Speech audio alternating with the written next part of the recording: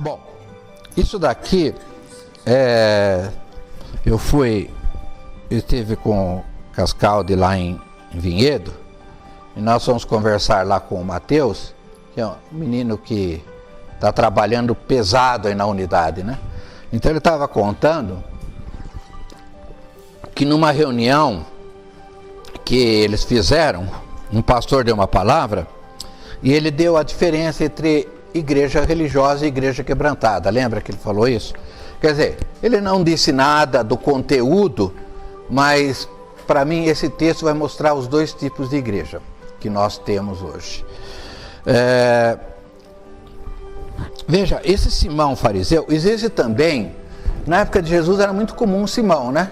Tem o Simão leproso, tem o Simão Pedro, o Pedro e o apóstolo, né? O apóstolo Pedro e tem outro Simão, né? Então a gente não confunde muito, que era um nome muito comum, Simão, né? Então esse era um Simão fariseu, esse estava acima, né, dos outros Simão, porque um era leproso, outro era pescador, né, Simão Pedro, e outro apóstolo, não sei lá o que ele era, né? Mas esse, a gente tem que entender que ele não era um homem qualquer, esse cara. Ele gostava de Jesus. Primeira coisa, vocês imaginam como era difícil alguém levar Jesus para almoçar na sua casa, porque era multidão seguindo ele, tá? Era muito difícil. No caso de Zaqueu, né? Zaqueu, ele tomou a iniciativa, tá? Mas era uma coisa muito difícil. Então, tem um texto até, porque tem várias versões, né? Que diz que Simão implorou para que Jesus fosse almoçar na casa dele, tá? Então, ele trouxe convidados, ele honrou Jesus. Mas Jesus era um centro naquele momento, tá? Então a gente não pode assim repudiá-lo, falar, não, esse cara, né? E achei até engraçado que um desses rabinos estava falando que a gente critica muito fariseus, né? E o grande problema que Jesus teve com os fariseus, mas os fariseus eram na época os únicos que acreditavam em ressurreição, né? Eles brigavam lá com os saduceus, com outros. Então eles tinham valores, né? A gente vê assim, você é um fariseu, atitude farisaica, né? Jesus teve Nicodemos, teve José de Arimateia, teve vários fariseus que seguiram. Zelosos da lei, né? Eram zelosos e eles entenderam que Jesus era o Messias, né? Então, ele preparou um banquete para Jesus, Jesus aceitou, tá? Só que Jesus disse para ele qual a diferença entre ele e a mulher, né? Jesus diz, olha, você não me desse água para os pés, né? Não me desse o beijo, que era comum entre eles. Era comum assim, né? Você recebia alguém, dá um beijo, você não me ungiste a minha cabeça com óleo, né? Então, o que a gente vai tratar assim como uma igreja religiosa? Que a gente faz tudo certinho, tudo bonitinho, convida Jesus, o Senhor é o centro aqui, tá? Nós vamos louvar em teu nome, nós vamos fazer tudo aquilo que nós aprendemos, não é? Os nossos comportamentos como cristãos, e nós vamos estar praticando aquilo que a gente entende que é correto, né? A igreja, ela cresceu, ela desenvolveu num processo que ela foi ficando assim autônoma, né? No seu jeito de louvar, no seu jeito de centralizar Jesus, não é? Mas aqui a ideia é que ele, perto dela, ele seria assim vamos chamar de um crente fraco, né? Um cristão assim ainda, né? Que não tinha mesmo se curvado diante da grandeza de Jesus, né? Então, a gente olha hoje, nós crescemos muito, todas as igrejas evangélicas, essa congregação que a irmã está falando, a igreja católica, a luterana, né? Nós crescemos em rituais, em liturgias, né? Nós temos vários, né? Todo aquele processo. Nós somos, às vezes, legalistas, né? Às vezes somos politicamente corretos, e nós somos tão interessantes que vocês repararam que a gente, quando vai na igreja, senta sempre no mesmo lugarzinho? Nós temos uma série de rituais, né? Tudo isso vai fazendo parte da gente, sem que a gente perceba. Então, nós acabamos tendo assim uma prática, uma rotina, certas atividades, né? Que falam de Cristo, mas sem que a gente perceba, a gente vai perdendo o quebrantamento necessário diante de Deus, né? Um exemplo simples, eu vejo isso. Jesus nos ensina na oração do Pai Nosso, que é uma oração diária, né? A gente está pedindo perdão, perdoa as nossas dívidas, perdoa as nossas ofensas, né? Em todas as reuniões de oração que eu vou, ninguém pede perdão. Então nós já nos sentimos assim, como já nós não precisamos mais. Aquela oraçãozinha que Jesus fez no começo, né? De repente ela já não, né? Nós estamos já que eu chamo de uma forma tradicional. Nós assim, sabe, eu acho que a graça ela vai nos ensinar hoje o que é ser uma igreja quebrantada. Sabe o que é isso? Isso, quebrando, isso, Não assim, não estou falando igreja como instituição, por favor. Nós somos igreja, tá? Nós somos a igreja. A igreja não é o prédio, nós somos a igreja, tá? Então, eu creio que a gente vai... tem um versículo aqui que Jesus cita: esse povo honra-me com os lábios, mas seu coração está longe de mim. Quantas vezes, e isso é igreja religiosa, tá? Isso acontece comigo, pode ser que não aconteça com vocês. A gente está louvando uma letra e o nosso pensamento está em outro local, mas nós vamos pá na letra, tá? Mas nosso pensamento está em outro local, tá? Cantando com a boca, mas o nosso pensamento vem, e o inimigo é astuto nessa hora. Uma vez um pastor, lembra aquele Ivênio, era o nome dele, né?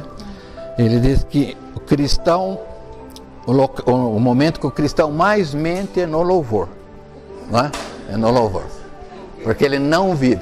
Então isso é uma igreja religiosa. Nós estamos, se olha para a igreja, todo mundo pá, não é? Mas aonde está esse coração? Não é? Então o importante e Jesus cita vários exemplos, né, na época dele, né? Que as pessoas comeram o pão, ficaram satisfeitas e foram atrás dele. Então vocês não estão atrás de mim por causa dos meus milagres, porque eu sou, mas porque vocês comeram o pão, por causa dos benefícios, não é? Então isso é igreja religiosa, vai atrás dos benefícios, né? Vários exemplos que Jesus dá, né, que mostra, não vamos entrar nesses exemplos, né, que nós não temos uma intimidade com Ele, que nós não temos uma liberdade assim de comunhão com Ele, de relacionamento com Ele. E sem perceber, nós vamos entrando, o que Jesus chamava os fariseus de hipócritas, nós vamos tendo um pouquinho só, tá? Nós não somos como os fariseus, mas a gente vai ficando um pouquinho hipócritas, né? Porque as pessoas olham para a gente e falam, nossa, né? Nossa, né? Percebe? Então, a igreja, nós somos habituados a fazer isso. A gente quer assim se tornar mais visível, mostrando a nossa fé visível. E isso é uma igreja religiosa. Jesus não está nem aí com isso, ele não se interessa nisso, entendeu? Não se interessa, a gente sabe disso, né? Então, o que a gente vai poder aqui entender? Desses três personagens. Estamos trabalhando com Jesus, com Simão e com a mulher pecadora, né? Mulher pecadora não tem nome, não tem endereço, não tem idade, não tem nada, né? Não se sabe nada, né? O endereço de Simão, talvez se fosse entrar lá no Flávio Josefo, nas escrituras, a gente até acha o endereço do Simão lá, que rua que era em Jerusalém e tal, mas essa coitada aqui, né, ela está totalmente assim, apagada de todo o processo, né? Então, vamos assim começar a olhar um pouquinho para esses três personagens, né, que o mais importante é Jesus, Simão e a mulher pecadora, né? Então a primeira pergunta que a gente faz é: quanto você acha que é a sua dívida? Aqui ele fala em 50 denários, 500 denários, né? Vamos pegar em milhares, né? 500 mil dólares e 50 mil dólares, tá? Qual que você acha que é o tamanho da sua dívida? Esse é um aspecto muito importante, o texto é em cima disso, tá? Qual é o tamanho da sua dívida? Porque se a gente não entender o tamanho da nossa dívida, nós não podemos entender a graça poderosa, a graça escandalosa, tá? E uma das coisas que a igreja religiosa entrou, ela se julga, né? E a gente vê isso na televisão, vê isso nas pregações, eu vejo às vezes nos videozinhos que eu recebo, né? Quando o cara fala, passa esse vídeo para frente, né? Eu falo, meu amigo, se fosse bom, você não precisa dar esse recado, né? Eu fico horrorizado com isso, entendeu? Quando alguém fala em um pastor, olha, descobri, passa esse vídeo para frente, né? Veja, percebe? Há uma presunção, percebe? Olha, eu descobri. Sabe, eu cancelo na hora quando alguém fala isso, seja quem for. Porque nós não somos obrigados a fazer isso, se Deus não está falando com a gente, tá ok? Então é presunção dele que ele está trazendo uma solução para você. E ele quer trazer para mais, mas na verdade ele quer ficar conhecido. Na verdade a gente sabe disso, que existe esse lado religioso nosso, né? Puxa, olha, eu, né, sou um cara conhecido, né? Então, Jesus, não, né, é interessante, Jesus era o contrário, ele escandalizava as pessoas com quem não comer da minha carne e não beber do meu sangue não tem parte comigo. Né? Então Jesus não estava nem aí com discursos bonitos ou com coisas assim, né? Se escandalizar, ele não era essa a preocupação dele, ele queria entrar nas pessoas, ele queria chegar nas pessoas, né? Então, nós chegamos assim num ponto em que cada um de nós passamos a entender o valor da nossa dívida de uma maneira diferente. E uma vez eu coloco esse testemunho aqui num dos locais aí, eu estava com umas crises de uns pensamentos ruins, umas coisas malucas, pecaminosidade mesmo, e eu assim comecei a ficar muito triste comigo, falei, Senhor, eu sou um pastor, como é que eu posso estar pensando, como é que eu posso estar fazendo isso, sabe, mas eu não consigo me livrar disso, né?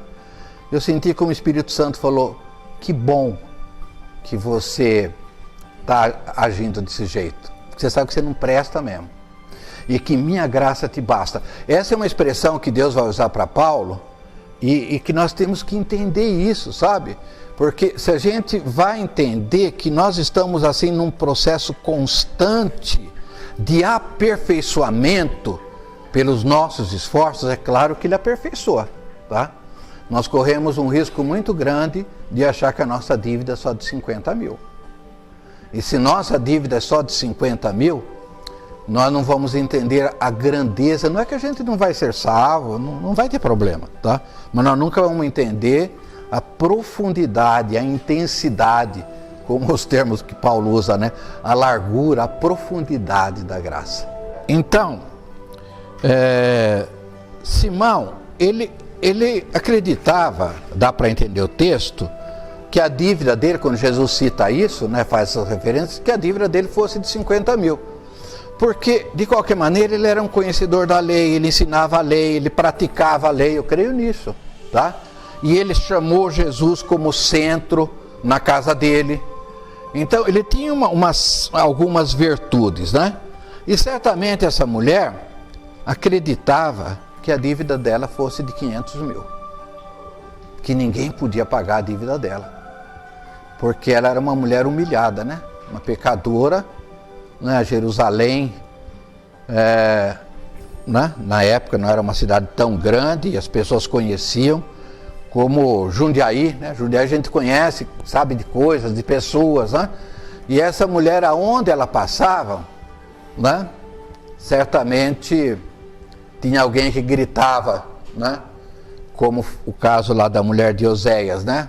Vamos usar o nome prostituta, mas sabe que é outro nome, né? Que se usa por aí, tá? Então, ela olhando para si mesma, ela não tinha nenhuma esperança de que alguma coisa pudesse mudar na vida dela. Era tão grave a situação dela, né? Então, ela entendia que não tinha saída para ela. Quando ela viu Jesus, ela sabia que Jesus estava naquela casa. Veja, todo judeu, tanto na época de Jesus como hoje, sabem de um Messias. Tá? Alguns acreditam que Jesus Cristo é o Messias. Tá? Outros entendem que o Messias virá. E até morreu um rabino recentemente em Nova York, né? Que alguns entendiam que ele era o Messias, né? Ele morreu bem velhinho. Mas aí chegaram à conclusão que ele não era o Messias, né? Até porque morreu, foi embora, não fez nada, não aconteceu nada, então não pode ser o Messias, né? Então fica claro a gente conhecer quem que é o Messias, né? É fácil ser Messias, né? É só morrer na cruz, ficar 3 dias enterrado e ressuscitar. Então é bem fácil, né? Fazer isso, uma coisa simples, né? Qualquer um pode. Então, vamos começar a pensar o que é uma igreja quebrantada, tá? Uma igreja que Jesus quer, né? Primeira coisa, essa mulher, ela quebrou um protocolo, uma situação inusitada. Assim como aconteceu com Maria também, irmã de Lázaro, né? Ela invadiu um ambiente que era só de homens e era proibido. Na verdade, na época de Jesus, o distanciamento, né, do ser masculino e do feminino era um negócio muito grande. Jesus é que trouxe equilíbrio com muitas afirmações, né? Glória a Deus. Ele deu dignidade à mulher, né? Porque a mulher era alguma coisa, não era alguma coisa assim, então, qualquer coisa assim.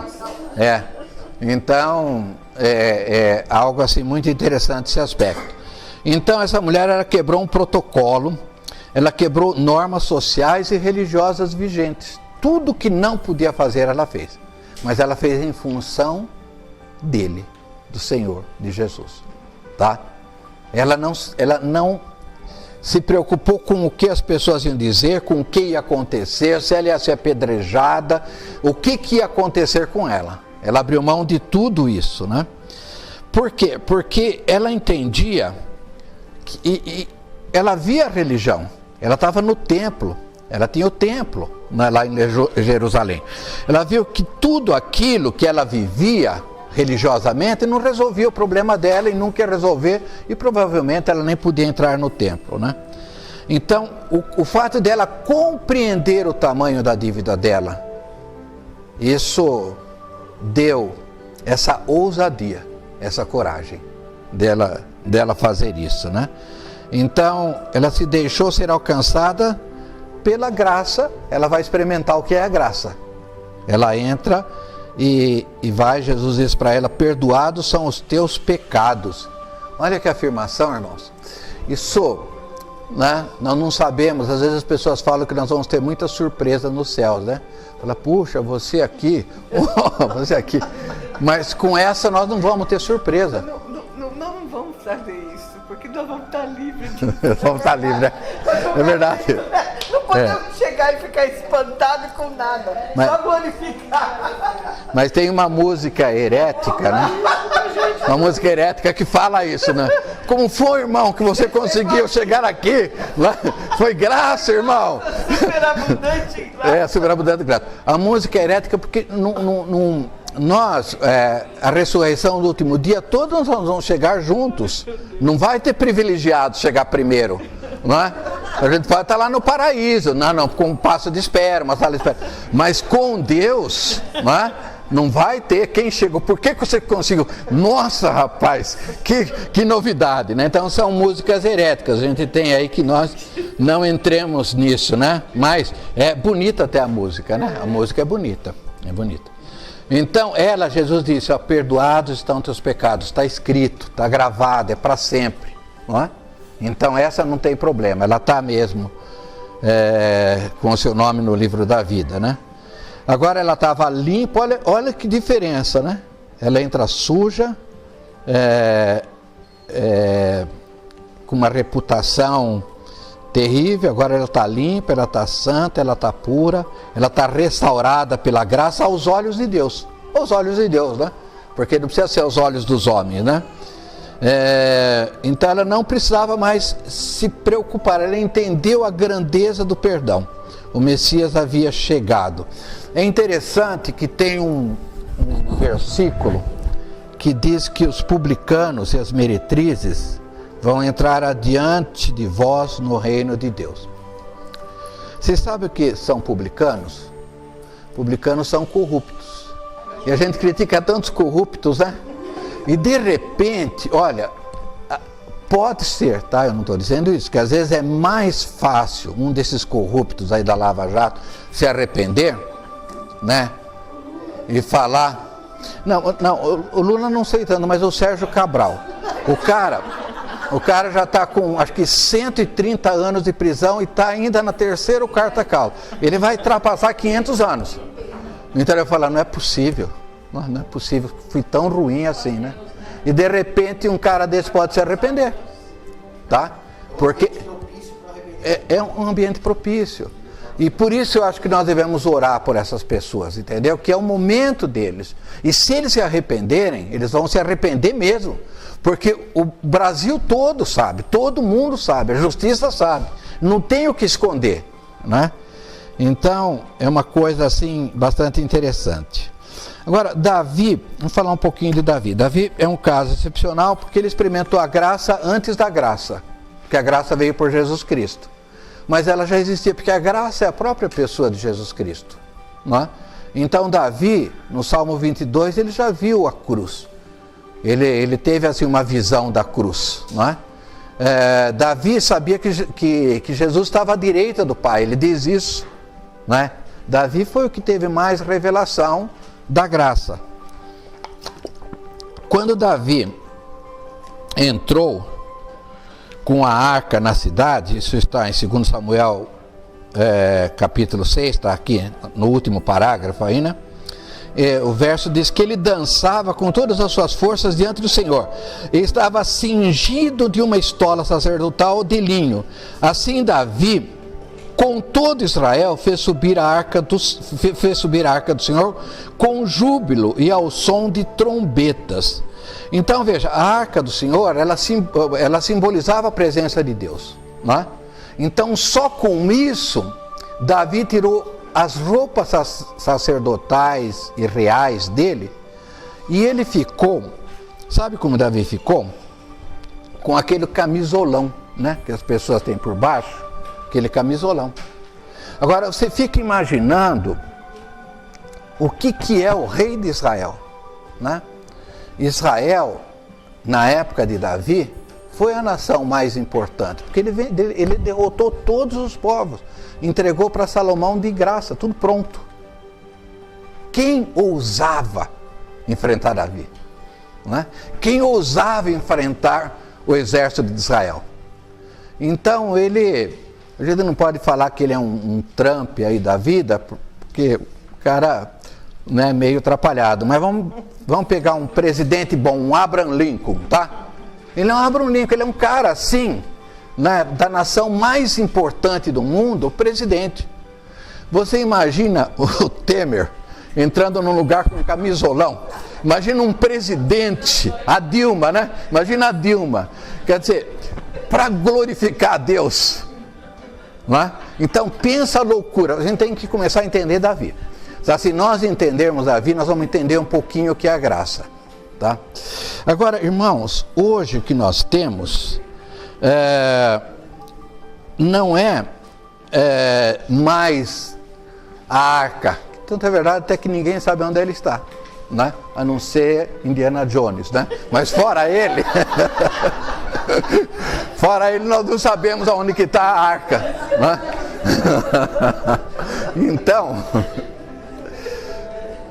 Então Davi, né, com aquilo que não era tudo, ele fazia isso, Você imagina Davi entrar num louvor na nossa igreja hoje, como é que seria? Você pode imaginar o que é isso? Com a presença do Deus vivo, com Jesus sendo centralizado no meio de nós. Ele dançava. Agora, eu fico olhando e como nós somos tímidos, como nós não queremos quebrar protocolos. Nesse domingo passado, lá teve um momento que se cantou para dançar, quem estava na igreja lá. E quem vai na frente para dançar é sempre o Flavinho, né? Porque o Flavinho, ele quebra protocolo mesmo. Ele tem uma experiência com Jesus muito forte. E ele foi, e uma hora ele pegou o Abinério, né? E fazia assim com o Abinério lá. Eu falei que só faltava esse cara vir me pegar. E veio me pegar. Então, eu com o Flavinho lá, né? Agora, você imagina Davi, em vez do Flavinho, o Davi entrar numa reunião, né? Nossa, ele morre em primeiro lugar, fala, vocês não estão entendendo nada, vocês não sabem o que é Deus. Percebe? Não é que nós devemos todo mundo sair dançando e fazer, não é isso, sabe? Mas eu vejo que é algo assim, nós estamos assim, sabe? Um padrão. E se nós sairmos daquele padrão, o que as pessoas vão dizer de nós? Então, quanto tempo faz que eu e você não quebramos protocolo? Quantas vezes faz que eu e você não nos tornamos ridículos para as pessoas por causa de Jesus? Percebe? Não é? Então, esse exemplo de Davi é assim muito interessante para a gente. Agora, Davi entendeu tanta graça que ele agiu com graça. Eu vou pegar um exemplo de Davi. Davi tinha uma aliança com Jonatas, assim como nós temos uma aliança com Jesus. E a aliança de Jonatas, o filho de Saul, era tão forte, né, que a família inteirinha de Saul morreu. E um dia Davi perguntou, sobrou alguém da geração de Saul, de Jonatas, né? Aí disseram para ele, sobrou um cara aleijado dos 2 pés, Mefibosete. Mefibosete, olha o nome do cara. E aleijado dos 2 pés ainda, coitado. Bom, então, Davi fala, manda chamar esse cara. E vem lá, ele estava distante, né? Porque eles tinham medo, porque se era da geração de Saul, a geração de Davi podia mandar matá-lo, porque ele é como se ele fosse um herdeiro ainda que estivesse lá, né? Então Davi manda chamar e ele diz, eu quero usar de benevolência por amor de Jonatas, teu pai, né? E eu te restituirei todas as terras de Saul e você comerá o pão da minha mesa. Falou pro menino, né? Ele ainda era jovem, né? Veja, Davi, ele tinha uma aliança tão forte com Jonatas, que aquele amor que eles viveram, né, que até aí as más línguas dizem que, né, que eles poderiam ser amantes entre si, né, porque isso existe mesmo na Bíblia, quem quer criticar, critica, né? Mas era uma aliança tão forte que ele tinha, que ele disse para aquele menino, de hoje em diante, você vai sentar na minha mesa, na mesa do rei. E eu fico imaginando que ele era aleijado dos 2 pés, que às vezes Davi ia lá com os filhos todos, né? E tinha um lugarzinho vago, porque talvez ele até demorasse para chegar, né? Eu fico imaginando assim, quem que está faltando? Mefibosete. Então ninguém come enquanto ele não chegar. Sabe? Ele honrou, porque Davi conheceu a graça, o amor de Deus. Então ele poderia praticar alguma coisa que para ele era realidade, né? Deus era realidade para ele. Deus trazia vida para ele, né? Então ele honrou, né? E aí tem uma mensagem muito importante, porque o menino mesmo aleijado, ele botava os tocos de perna que ele tinha, porque ele perdeu os 2 pés, né? Embaixo da mesa do rei, e a toalha cobria as pernas, né? Que isso pode simbolizar muito a expiação de Jesus, né? E nós sentamos à mesa com Jesus, mas o sangue cobre, ninguém via o menininho aleijado, né? Então Davi, ele experimentava. Você vai ter muitas passagens que ele viveu a graça, essa experiência, né? Porque ninguém louvou a Deus quanto ele, ninguém foi tão ousado, assim, no sentido de se expor como ele foi, né? Você pega as confissões de pecados de Davi, né? Pega o Salmo 51, né? Você pega, ele tem salmos de confissão de pecados, porque ele pecou como todos nós, né? Mas ele tinha um conhecimento da graça, ele experimentou alguma coisa, ele teve uma antecipação da graça, porque ele já viu Jesus na cruz, ele viu a obra, ele já experimentava aquela salvação que profeticamente ele já tinha visto, né? Como profeta ele já tinha visto aquilo. Então, o que eu estou querendo dizer com a graça é que se nós entendermos a graça, nós não vamos proceder com outra pessoa que seja filho de Jonatas, porque eu tenho uma aliança com Jonatas. Só que Jonatas agora é Jesus para nós. Então, se eu fui beneficiado pela graça de Jesus, como é que eu vou tratar um outro filho de Jesus, uma outra pessoa de Jesus? Percebe? Se não com a mesma graça que eu recebi dele, 100%. Não importando, a palavra de Deus diz que nós éramos inimigos de Deus. E nós éramos mesmo. Não? Então ele nos amou. Ele não poupou o seu próprio filho, mas antes o entregou. Olha que coisa, né? Um Deus. Uma vez eu fui pregar um evangelho para uma pessoa, e ela disse: eu não creio nesse Deus que você crê. Eu falei: por que você não crê? Porque nenhum pai pode se alegrar com a morte de um filho, mandar matar o filho. Eu não quero esse Deus para a minha vida. Se você for pensar, é uma coisa maluca, não é verdade? É uma coisa maluca, não é? Então, não poupou o seu próprio filho, mas antes o entregou para que nós fôssemos o quê? Herdeiros com ele.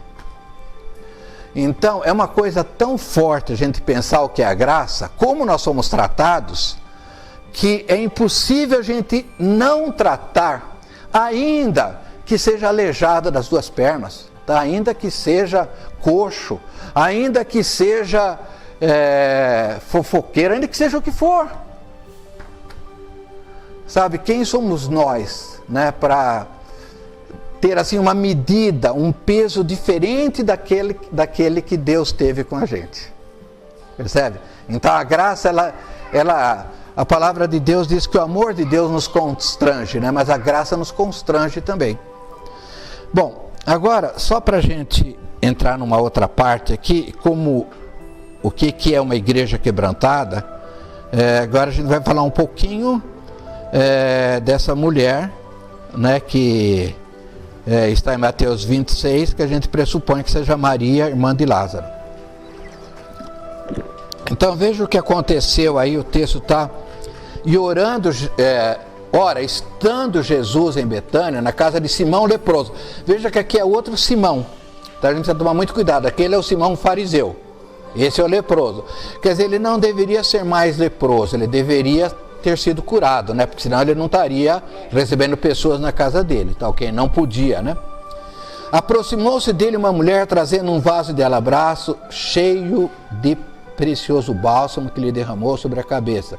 Estando ele à mesa, veja, aqui ela não vai nos pés, ela vai na cabeça, ela vai mais ousada, né? Vendo isto, indignaram seus discípulos e disseram, para que esse desperdício? Esse perfume podia ser vendido por muito dinheiro e dar aos seus pobres. Tem um outro texto que diz que esse perfume valia 300 moedas de prata. Mas Jesus, sabendo disso, disse-lhes: por que molestais esta mulher? Ela praticou boa ação para comigo, porque os pobres sempre os tendes convosco, mas a mim nem sempre me tendes. pois derramando esse perfume sobre o meu corpo, ela o fez para o meu sepultamento. Em verdade vos digo, onde for pregado em todo o mundo esse evangelho, será também contado o que ela fez para a memória sua. Veja, essa última frase, onde for pregado esse evangelho. A gente estava participando do casamento do Gustavo, filho do Galdino, e a mãe da Elsa, que é a esposa do Gustavo, mora no Alasca, né? Eu já contei isso. Lá no finalzinho do Alasca. Sabe, o Alasca já é Rússia. É o lado da Rússia, né? Porque o Alasca pertencia à Rússia. É um negocinho lá no fim do mundo. Então veio toda a família, bonitinha a família dela.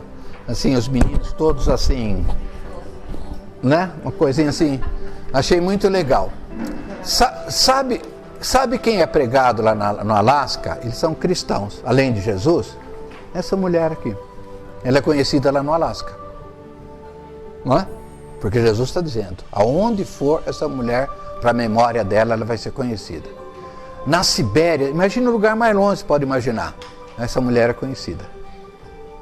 Veja como para Jesus isso tem significado, irmãos. Você imagina o que é Deus dividir a glória dele, ainda que seja, não é? Lá no texto que nós lemos, para que ninguém se glorie, aqui ele está permitindo que a memória dela seja glorificada, assim no sentido de lembrada, tá? Não como uma santa, como alguma coisa assim, honrada, tá? Uma cultura de honra, né? Então veja, o perfume dessa mulher que ela usou, esse bálsamo, era a poupança dela, né? E tem um texto que diz que é 300 moedas de prata, que equivale quase um ano de trabalho. Veja, Judas vendeu Jesus por 30 moedas de prata. Essa mulher desperdiçou 300 moedas de prata. Então, uma coisa assim interessante que a gente vai olhando, o que é uma igreja quebrantada? É uma igreja que quebra protocolo. É uma igreja que tem desperdício, tem perdas. Por causa de Jesus, Paulo diz que ele perdeu tudo. Tudo que ele tinha para ele agora era esterco, era lixo. Perdeu tudo por causa de Jesus. Então, uma igreja quebrantada, ela perde, ela tem prejuízo. Quer dizer, eu estou dizendo isso, não volto a dizer na instituição, mas nós como pessoas, né? Então, essa mulher que não é prostituta, muito pelo contrário, ela é muito relevante, né? Maria, Marta e Lázaro, né? Essa mulher, ela sentiu que a dívida dela era de 500 também. Veja, a gente não precisa ser prostituta, ou ladrão, ou o que for, para sentir que a nossa dívida é de 500. Tá? Ela sentiu que a dívida dela era alta. E ela fez isso por Jesus.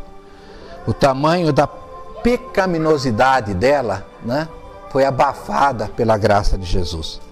Mas eu fico imaginando, e eu coloco aqui, Jesus diz que ela preparou ele para o sepultamento.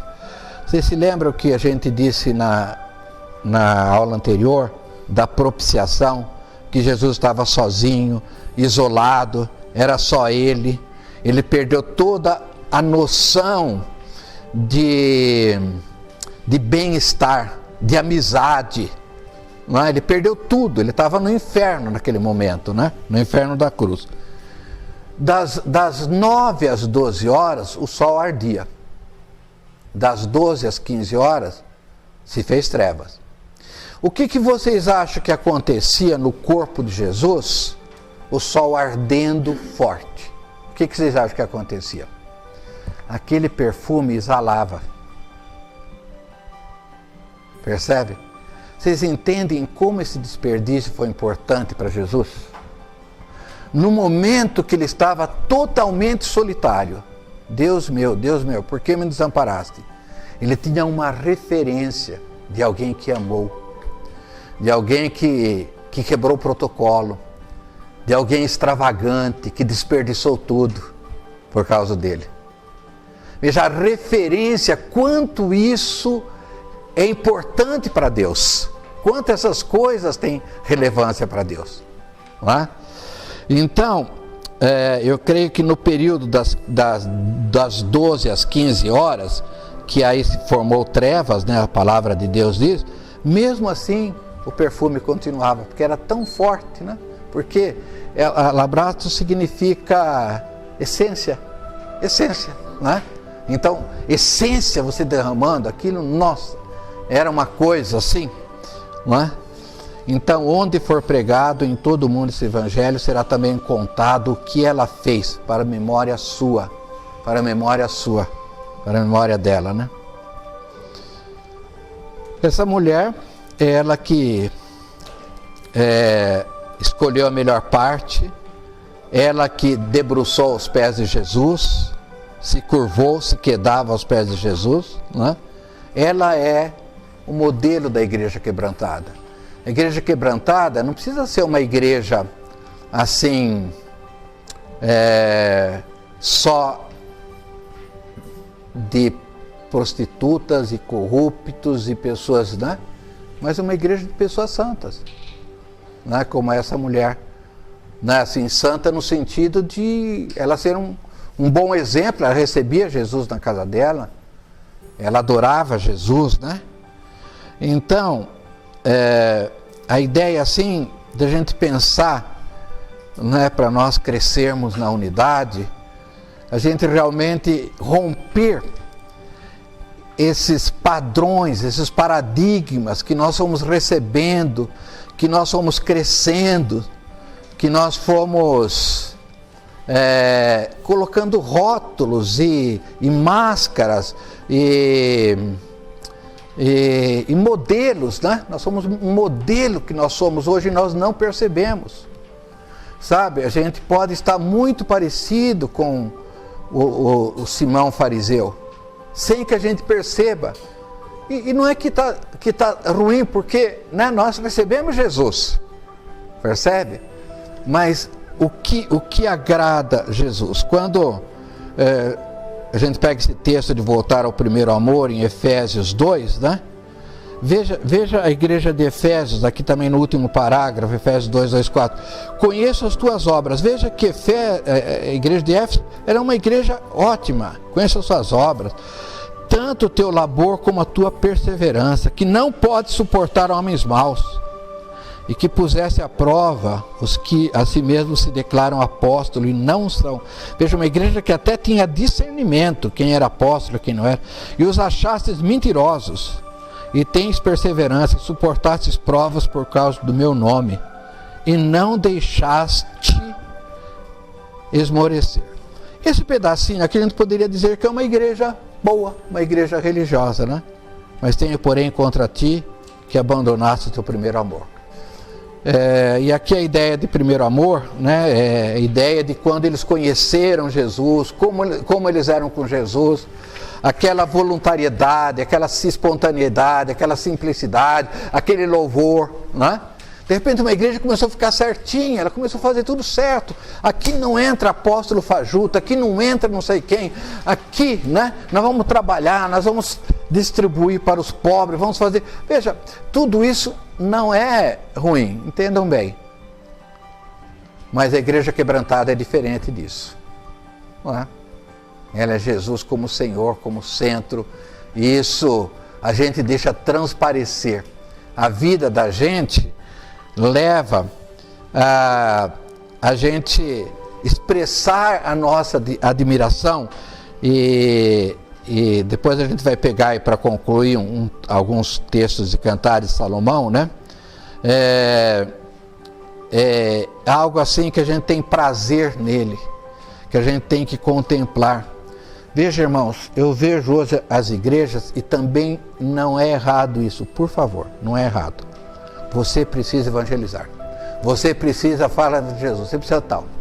Gente, eu preciso alguém dizer para mim, fale da sua esposa para as pessoas. Não precisa dizer isso, eu a amo. Eu falo dela para as pessoas, porque eu a amo. Então, quando você é uma igreja quebrantada, ninguém precisa te manivelar, entende? Para você falar, percebe? É uma coisa que nós percebemos que alguma coisa está errado. Então, se é para falar de Jesus, nós não podemos contratar, então a igreja contrata atores, contrata pessoas expertas nessa área, vendedores, então, pronto, né? E vai e fala. Então, na verdade, não é errado, acho que os pastores têm que insistir isso, né? Porque nós nos acomodamos, nós temos facilidade, mas se nós estivermos no primeiro amor, nós não precisamos disso. É um processo que vai fluir. Não é verdade, Ediel? Uma coisa assim que vai... Ediel tem, assim, uma paixão por Jesus, é um dos caras mais apaixonados por Jesus que eu conheço, porque a gente não tem outro assunto com ele. Às vezes quer mudar de assunto, mas não dá. Entendeu?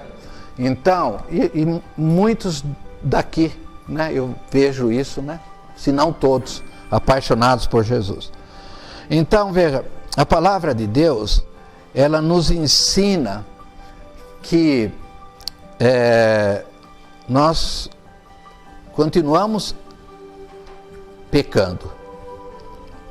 Não como éramos antes, mas nós somos carne, nós somos sujeitos. Coloco aqui um versículo, 1 João 1:8, 10, né?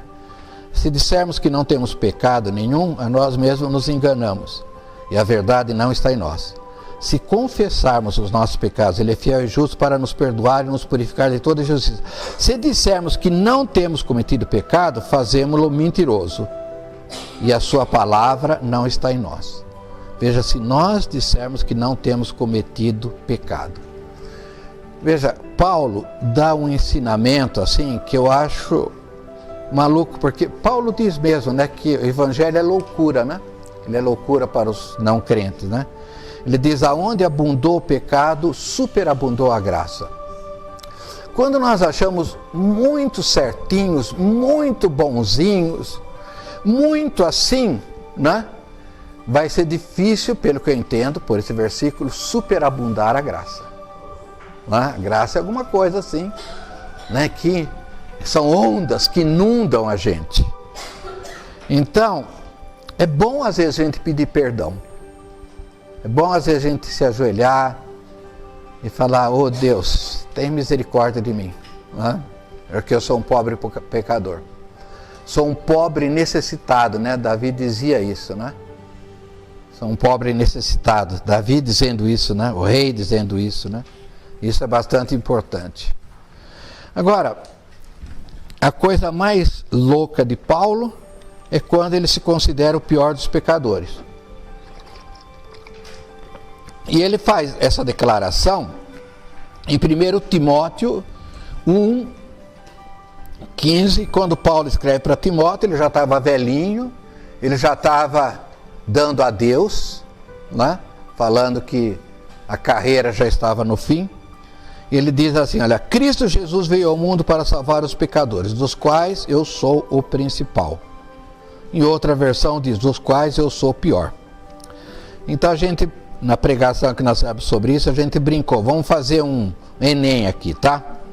Então são 3 alternativas, pode ser uma quarta também. Alternativa A, será que ele usou de falsa humildade? Porque às vezes nós colocamos nessa posição de dizer que somos maus no intuito de tentar demonstrar humildade. Todos nós temos isso, né? Ah, você não sabe fazer isso? Ah, você não me viu ainda fazer isso. Nossa, eu sou o pior de todos, né? Esse dia a gente estava com uma irmã, né? Então ela falou, a gente convidou ela, né, para cantar no coral. Ela falou, Deus me livre, quando eu canto, Deus faz assim, ó, de tão mal que eu canto. Então a gente tem essa expressão, né? Nós, uma humildade assim, né? Será que essa foi a ideia de Paulo? Ou a alternativa B, será que ele realmente era o pior dos pecadores? Ele perseguiu cristãos, né? Mas ele está dizendo aqui, eu sou. Ele não está dizendo eu fui. Ele está dizendo, hoje eu sou o pior dos pecadores. Tá? Então, certamente a alternativa A e a B não pode ser. Será que ele realmente se sentia assim? Afinal, ele perseguiu, matou muitos cristãos e de repente encontrou a graça. e percebeu o estado de miséria que vivia. Creio que é a alternativa correta. Veja, eu creio que Paulo teve tanta intimidade com Jesus, que quando ele via a santidade de Jesus, a beleza, a pureza, isso nos leva a sentir o pior dos homens. Deus, ele não pode se apresentar para a gente assim na forma que ele é. Né? Como é que ele se apresentou para Moisés, né? Ele viu assim na esquina, assim na fenda, né? Porque é tanta pureza, é tanta santidade, que nós caímos mortos na hora. Então Paulo, ele via essa grandeza em Jesus. E quando ele se comparava com Jesus, ele se sentiu o último. E eu entendo que não deve ser diferente de nós. Percebe? A beleza, né? Como é que está fugindo um adjetivo aí para Jesus quando ele apareceu, assim, quando ele ficou, nossa, me fugiu o nome, transfigurado, né? Nossos discípulos, os 3 caíram, né? Vamos fazer, nossa, queremos isso. É uma coisa assim, né? E Jesus ainda estava em carne, né? Naquele momento, sabe? Então, eu vejo que Paulo, ele conseguiu enxergar, né? Ele disse que esteve no 3º céu. Ele conseguiu ter uma intimidade tão forte com Jesus, que quanto maior era a intimidade, ele via tanta formosura, tanta beleza, tanta riqueza, que ele se sentia um nada. Esse é o meu entendimento. Outros podem entender de outra maneira, né? E por fim, aqui eu peguei alguns textos de Cantares de Salomão, em que a mulher chamada Sulamita, né? Aqui é um romance que ela tem com o rei Salomão. Ela não sabia que ele era rei, né? Ele saiu para andar num campo e a viu muito bonita e ela teve um romance com ele. Mas Deus usa esse texto aqui para comparar o nosso relacionamento com o nosso amado, com o nosso noivo, com Jesus, né? Então eu peguei um texto aqui. Eu ouço a voz do meu amado, ei-lo aí galgando os montes, pulando sobre os outeiros. O meu amado é semelhante ao gamo ou ao filho da gazela. Esse que está de trás da nossa parede, olhando pelas janelas, espreitando pelas grades. O meu amado fala e me diz: levanta-te, querida, formosa minha, vem. O meu amado é meu e eu sou dele. Ele apacenta o seu rebanho entre os lírios. O seu falar é muitíssimo doce. Sim, ele é totalmente desejável. Tal é o meu amado, tal é o meu esposo, ó filhas de Jerusalém. Eu sou do meu amado e o meu amado é meu. Ela repete várias vezes isso, né? Eu sou do meu amado, o meu amado é Jesus e ele é meu. Ele pastoreia entre os lírios, eu sou do meu amado e ele tem saudades de mim. Será que esse é o sentimento de Jesus com a gente? Isso é bíblico, irmãos. Esse é o sentimento. Tu és o meu amado, eu sou o teu e tu és o meu. Eu gosto dessa frase aqui que ela usa. Aqui acho que tem alguns errinhos, tem coisas repetidas aqui, depois eu preciso corrigir aí. Veja, ela foi procurar o amado dela. Num certo momento ela se perde do amado dela. Ela faz um charminho, né? Ele coloca assim, ela já estava pronta para dormir. Ele coloca a mão assim na fechadura, ela sente assim e ela demora para abrir, né? Ela faz um charminho e quando vai abrir ele já foi embora. Então não façam charminho com Jesus, tá? Abra a porta mesmo, deixa, né? Ele botou a mão na fechadura, abra, né? Vai lá, porque depois pode achar, né? Então ela sai na rua procurando o amado dela. E olha, bateram nela e questionaram a quem ela buscava. E ela lhe descreveu como era. Ela nem sabia como era. Seu falar é muitíssimo doce, ele é totalmente desejável. tal é o meu amado, tal é o meu esposo, ó filhas de Jerusalém. E depois ela usa essa frase aqui antológica, né? Ó filhas de Jerusalém, se encontrardes o meu amado, diz a ele que eu desfaleço de amor. Diz que eu estou enferma de amor, uma versão disse, né? Já pensou se pedir aí para Helena de Tu aí que ora por mim, né? Falar, Helena, se você encontrar o meu amado, diz que eu estou doente de amor por ele. Isso são declarações que nós deveríamos fazer para quem vai orar pela gente. Às vezes a gente pede uma oração, não pede? Mas olha, quando você for orar comigo, se você encontrar com ele, com o meu amado, diz que eu estou enferma de amor, que eu estou desfalecendo por causa dele. Veja, esses são relacionamentos com Jesus. Isso é a graça que nos leva, que nos aprofunda, né? Desfaleço de amor. Bom, eu vou pular esse Um Novo Coração. Só vou ler o primeiro aqui, olha que interessante. Isso eu vi uma reportagem na TV sobre uma mulher que teve seu coração transplantado. E o repórter lhe perguntou, isso eu ouvi. Como a senhora está se sentindo agora? Ela respondeu, eu estou feliz, pois estou viva. Mas também estou muito triste, porque alguém teve que morrer por isso. Mas enquanto esse coração pulsar, tiver vida, eu vou me lembrar que custou uma vida para que eu tivesse vida. Cada batida que esse coração der, me lembrarei que custou o preço de uma pessoa. Veja, isso uma mulher que recebeu um coração transplantado. Tá? Essa é a nossa realidade. Nós recebemos um novo coração. A gente canta, recebi um novo coração do Pai. Um coração regenerado. Né? Cada vez que esse coração bate, né? É o meu amado que morreu por mim. Se ele não tivesse morto, depois ressuscitado, isso é importante, eu não teria esse coração regenerado. Percebe? E cada vez que meu coração bate, é meu coração regenerado. E isso me faz lembrar dele. Então, irmãos, qual o tamanho da sua dívida? 50 ou 500? Estamos mais para o pecado de 50 mil.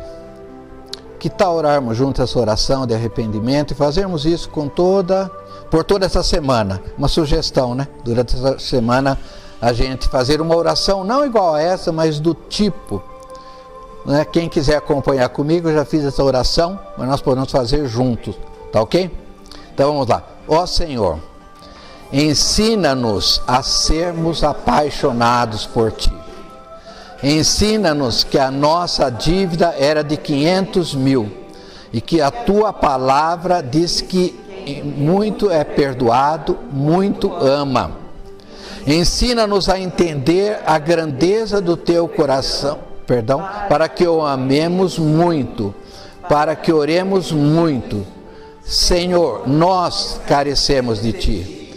Carecemos de tocar na graça e sabermos que a graça é a pessoa de Jesus. Sem isso, estamos perdidos e não podemos viver, pois não somos nada sem Ti. Ensina-nos a experimentar a Tua presença, a ouvir a Tua doce voz, a sentir o Teu maravilhoso perfume. Ensina-nos a curvar diante da Tua majestade, pois a Tua palavra diz que todo joelho se dobrará e toda língua confessará que Tu és o Senhor. Mas temos feito essas coisas apenas de aparência. Por isso, Senhor, ensina-nos a reconhecer nossa fraqueza, a reconhecer nossos pecados, a conhecer a dimensão da Tua poderosa graça. Ensina-nos que somos pecadores. Tira de nós qualquer presunção que não somos tão maus, que não precisamos diariamente dessa graça, da Tua presença. Queremos entender que muito fomos perdoados, e por isso muito vamos te amar. Em nome de Jesus te pedimos, te agradecemos também. Amém. Vamos para outra oração também, oração coletiva. Bendito tu sejas, Senhor, pela tua benevolência em nos conceder Jesus, o Rei dos Reis, o nosso noivo, que se entregou por nós, que nos amou para sempre pela sua imensa graça. Tudo estes a graça salvadora. Jesus, que reina contigo à tua direita, também nos concedesse o teu Espírito Santo, que recebemos depois de Jesus ter sido glorificado nos céus. Este Consolador nos ensina todas as coisas e nos faz lembrar tudo o que Jesus disse. Nos faz lembrar que Jesus orou a ti pedindo a unidade do corpo para que o mundo creia. Ao receber a virtude do teu Espírito, nós nos tornamos testemunhas em toda a terra que Jesus foi enviado por ti, ó Pai, e que nele somos um só corpo, um só Espírito e temos um só Senhor. Assim podemos proclamar em alto e bom som que a graça do Senhor Jesus Cristo, o amor de Deus e a comunhão do Espírito Santo tem sido conosco para sermos instrumentos da busca da unidade da Igreja. E agindo assim, sabemos que o Espírito Santo irá se alegrar em nome de Jesus. Amém. Moral da história: se nós achamos que nós devíamos 50, vamos amar pouco a Jesus. Se nós achamos que nós devíamos 500, vamos amar muito Jesus. Tá? Essa é a moral da história. Tem uma historinha aqui, irmãos, que a Márcia me fez lembrar, na página 54, a graça e a lei. É uma historinha que acho que vocês conhecem, mas ela me ajudou muito quando eu vi essa historinha.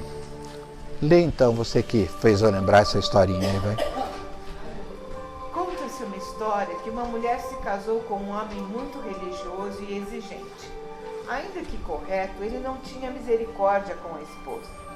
Estabelecia um quadro de regras e as colocava na porta do quarto do casal, no banheiro, na cozinha, etc. Quando a mulher não cumpria as leis do marido, ela era punida. Com isto, ela vivia infeliz, pressionada, insatisfeita. Mas um dia o marido morreu e aquelas leis não a pressionavam mais. E ela estava livre da lei que a ligava ao marido. Então, o texto aí em Romanos 7. Isso está escrito em outras palavras em Romanos 7. Essa mulher casou-se de novo, agora com um homem amoroso, misericordioso, vivendo uma nova vida em relação ao passado. Tudo se fez novo para ela. Ela sentia prazer em honrar o marido, era uma mulher realizada. Uma vez, olhando as coisas antigas em um baú, ela encontrou as 10 leis que seu antigo marido exigia e que ela não conseguia cumprir. Para sua surpresa, ao ler essas regras, constatou que estava cumprindo todas, debaixo da cobertura do seu marido amoroso, sem sacrifício, mas por amor. Em Romanos 7,4, Paulo diz que o mesmo acontece conosco do ponto de vista da lei, pois nós já morremos e agora somos parte do corpo de Cristo. Pertencemos a Ele, agora que foi ressuscitado, para que possamos viver uma vida útil ao serviço de Deus. Nos 2 versos seguintes, Paulo diz que quando vivíamos de acordo com a nossa natureza humana, os nossos desejos despertados pela lei agiam em todo o nosso ser e nos levavam à morte. Porém, agora estamos livres da lei porque já morremos para aquilo que nos mantinha prisioneiros. Por isso, somos livres para servir a Deus, não da maneira antiga, obedecendo à lei escrita, mas da maneira nova, obedecendo o Espírito de Deus. Quer dizer, a lei ela está no nosso coração agora, né? Então é interessante quando a gente lê agora o Velho Testamento, e eles dizem lá, quantas leis ele falou que tem? 500 na Torá lá? 600 e poucas leis, né? Se você ler aquelas leis, você vai ver que você está vivendo as 600 e poucas leis, quando a gente tem o Espírito Santo, né? Porque elas estão cravadas no nosso coração, sem ela pressionar mais a gente, percebe? Então o cumprimento da lei não é mais um peso, mas é a alegria de ter um coração regenerado por Jesus, né? Coisa gostosa, gente. Acho que essa historinha. E a última coisa, hoje foi pesado, né? Atividade complementar. Qual vai ser a atividade para essa semana? Olha que coisa fácil de fazer essa semana. Está na página 58. Que tal fazer um exercício de memorizar versículos? Quem continua memorizando versículos aqui? Isso foi coisas do passado só. Hein? Alguém memoriza versículos ainda? A minha cabecinha, coitada, está tão ruim que está difícil. Mas esse daqui, olha. Que tal fazer um exercício de memorizar alguns versículos que evidenciam a graça extravagante de Deus e que nos leva a ter atitudes idênticas para com as pessoas? Memorizando esses versículos, nós agiremos de forma diferente daqui para frente. Após decorar e recitar várias vezes, tente tomar alguma iniciativa em coerência com essas palavras. Mateus 5, 44, 45. Amai os vossos inimigos e orai pelo que vos perseguem, para que sejais filhos do vosso Pai que estás nos céus. O nosso Pai que está nos céus, Ele faz que o sol se levante sobre os maus e bons, envia chuva sobre os justos e os injustos. Lucas 6,35. Ao contrário, amai os vossos inimigos, fazei o bem, emprestai sem nada esperardes. Irmãos, emprestar para amigo já está difícil, não é verdade? Aqui está dizendo para emprestar para inimigo. Então, sem nada esperardes. Então será grande vosso galardão, e serei filhos do Altíssimo, porque Ele é benigno até para os ingratos e maus. Amém. Vamos agradecer a Deus, sem quem sentir fazer uma oração, agradecendo esse momento de ação de graças.